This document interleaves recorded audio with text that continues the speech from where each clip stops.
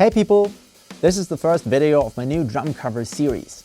Last week I explained to you why I thought covering songs is not a good strategy to become a good drummer and why I changed my mind.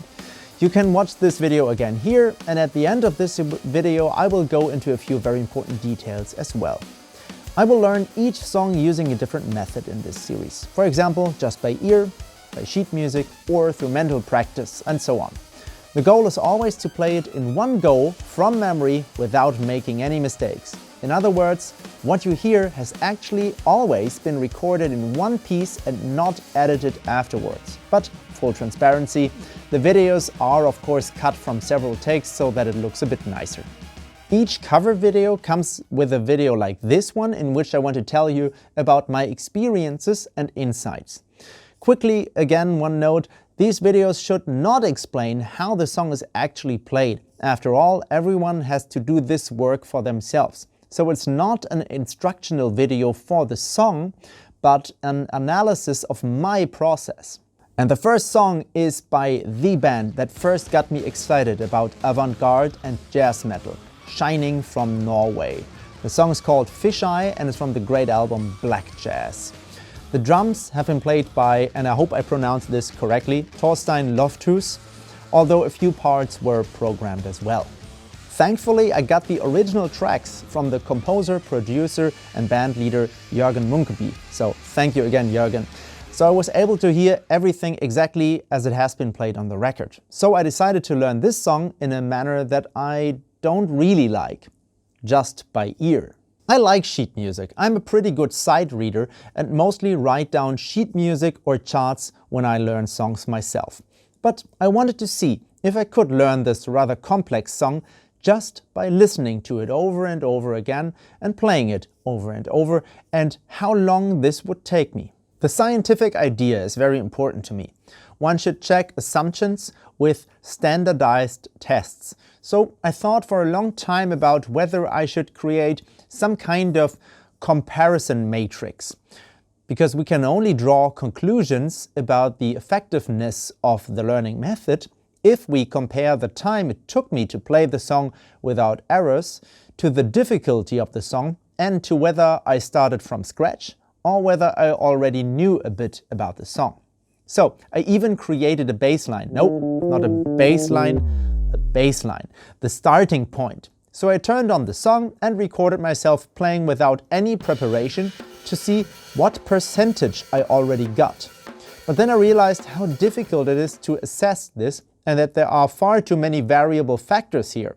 For example, to make it comparable, I would have to practice all the songs at the same time every day and for the same duration of time, with the same stress level and so on. In addition, one cannot determine an objective difficulty of the songs. It is possible that a single small passage causes me technical problems in contrast to others, so that I have to practice it for a very long time. That's actually how it was with the second song in this series. So this is not a quantitative but a qualitative study, an in-depth analysis of a specific case from which we can draw some general conclusions. So I want to tell you how I learned this song, what problems I had, what insights I had and how it felt. I hope that you can draw something from it for yourselves, that you can compare it with your own experiences, and over the videos of this series a picture will surely emerge. The more songs I upload, the clearer it will become which methods, why and how work best for me. Still, a few more objective numbers so that we have a little something to compare.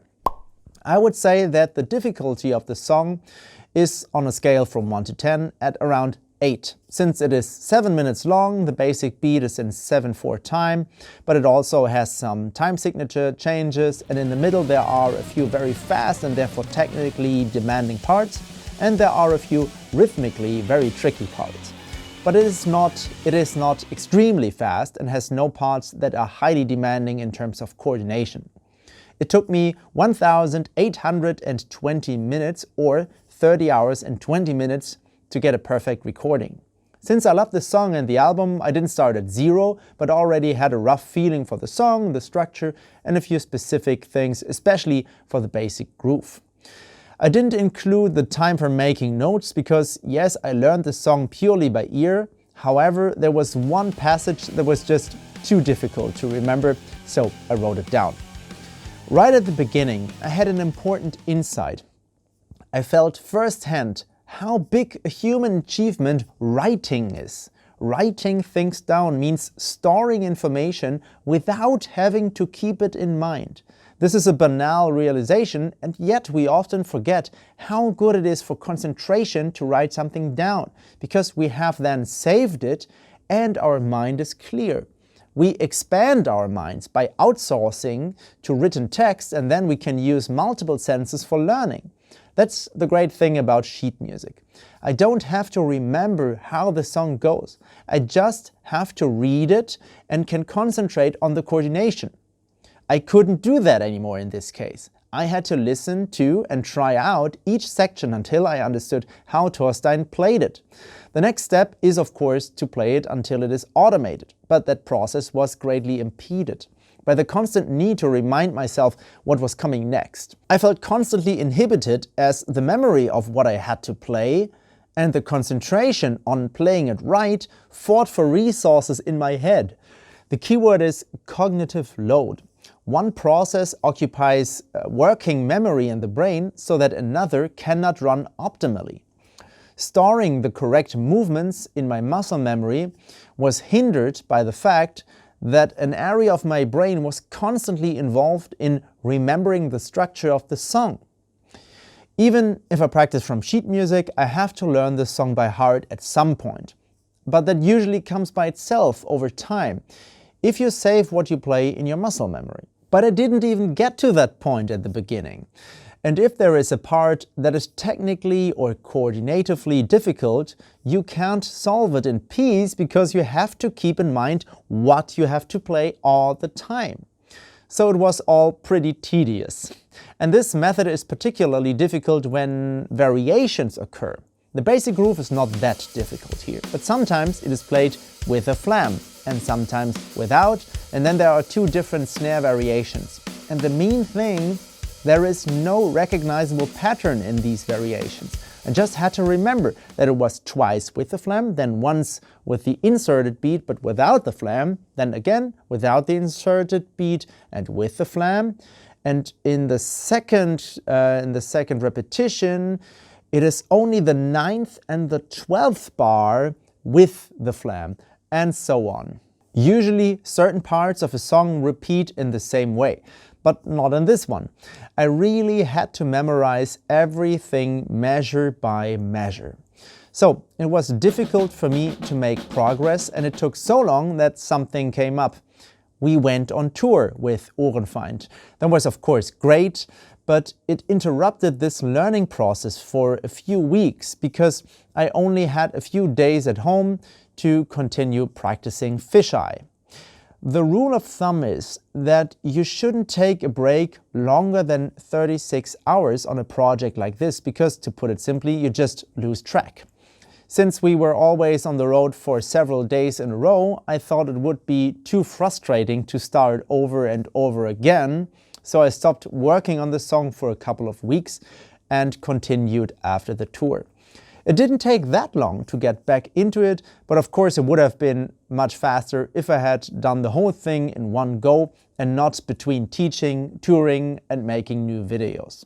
In the second attempt, however, I made quick progress. I had gotten used to listening to every section a few times, then memorizing the beats, variations and repetitions, then playing along and then piecing them together with what came before. This is actually very important. As soon as you can do something, you should put it in the context so that it makes sense. We tend to remember better what makes sense. So we should practice a new learned thing in context as early as possible. That was extra difficult with this song because it doesn't have a conventional structure like verse, chorus, bridge, verse, chorus, bridge. I'm not at all sure that it even has something like verse or chorus. So an added difficulty was that the frame of reference was missing. Sometimes I also used the timing grid of my software and the curve of the individual tracks as a visual aid. And having the individual stems available was of course a great help. Otherwise it would probably have taken even longer. And I discovered one more thing in connection with cognitive load. The difficulty of a song does not increase linearly with the length, but exponentially. If my goal is to play the song without making any mistakes, then not only do I have to keep more in my mind with a 7-minute song, but I'm also more likely to make a mistake because of the high mental strain. Errors also occur randomly. A mistake that happens in the 5th minute would not even occur in a song that is 4 minutes long. What could be the perfect take for a short song is a flawed one for a long track. In addition, I have to start all over now and play through the whole song again with the same cognitive load, while I am more exhausted from the previous attempt. A take is therefore much more strenuous for a longer song, and you also need more takes before you get a perfect one. And all while keeping the whole song only in your mind. I remember having to take a break for several minutes, up to half an hour between each take on the final recordings. When you consider all of that, I actually don't find that 30 hours until the finished recording is that much.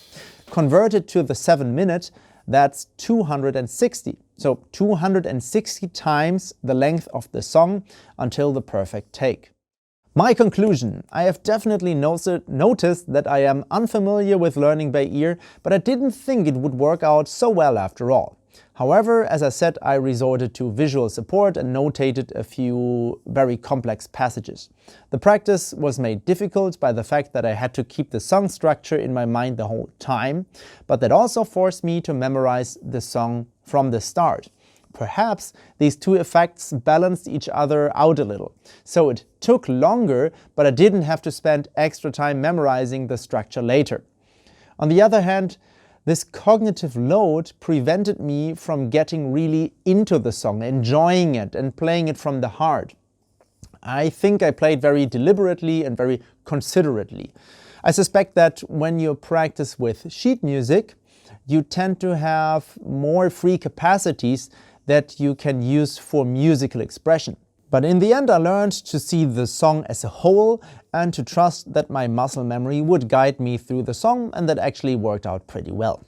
It was very helpful that I had the individual tracks so that I could hear the drums or even just the individual instruments.